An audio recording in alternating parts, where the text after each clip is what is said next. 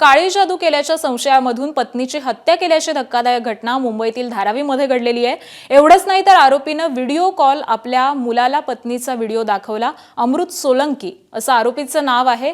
तर पत्नी सूरजबेन सोलंकीची हत्या करण्यात आलेली आहे। पत्नी काळी जादू करत होती असा संशय आरोपीला आलेला होता। संबंधित घटना ही शुक्रवारी दुपारी उघडकीस आली आहे। मुलगा शिवराम सोलंकी मुलुंडमधून आई वडिलांच्या घरी आलेला होता।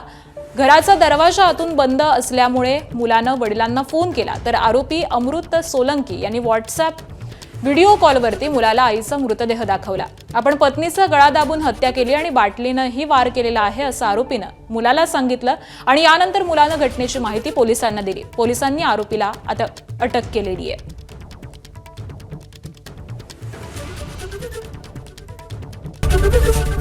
एबीपी माझा, उघडा डोळे बघा नीट।